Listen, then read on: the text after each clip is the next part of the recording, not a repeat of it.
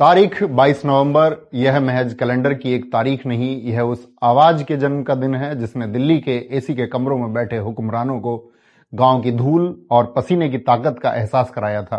नाम मुलायम सिंह यादव, जिन्हें दुनिया नेताजी कहती है, लेकिन वो असल में भारत की उस मिट्टी के बेटे थे जिसे सदियों तक हाशिए पर रखा गया।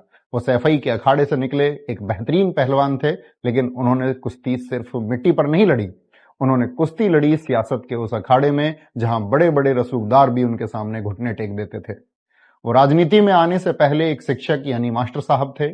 शायद इसीलिए उन्होंने समाज को यह पाठ पढ़ाया कि अगर अपना हक चाहिए तो मांगना नहीं, उसे कमाना सीखो। नेताजी का विजन सिर्फ एक राज्य तक सीमित नहीं था। जब वो देश के रक्षा मंत्री बने तो उन्होंने भारतीय सेना के लिए ऐसे फैसले लिए जो इतिहास बन गए, जिन्होंने -50 डिग्री के हार्ड कपा देने वाले तापमान में सियाचिन ग्लेशियर पर जाकर जवानों का हौसला बढ़ाया।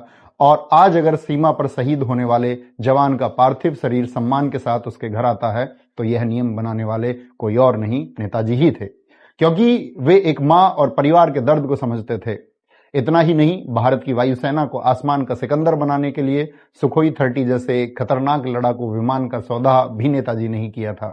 चीन और पाकिस्तान की आंखों में आंखें डालकर बात करना उन्होंने ही सिखाया था। नेताजी एक बार, दो बार नहीं बल्कि 3 बार उत्तर प्रदेश के मुख्यमंत्री, 10 बार अलग अलग सीट से विधायक और 7 बार सांसद बने और प्रदेश के बिगड़े हालात को सुधारा। उन्होंने प्रदेश में चुंगी कर को खत्म कर व्यापारियों और दुकानदारों को बहुत बड़ी राहत दी और सामाजिक न्याय की मशाल जलाकर पिछड़े और शोषित समाज को सत्ता में हिस्सेदारी दिलाई।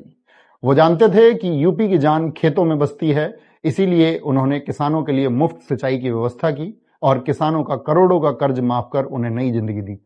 उन्होंने समाज के हर वर्ग को मुख्यधारा से जोड़ा, कन्या विद्याधन देकर बेटियों को कॉलेज में भेजा, बेरोजगारी भत्ता देकर युवाओं के संघर्ष के साथी बने, यस भारतीय सम्मान शुरू कर लेखकों, कलाकारों और खिलाड़ियों को वो मान सम्मान दिया जो पहले उन्हें नहीं मिलता था।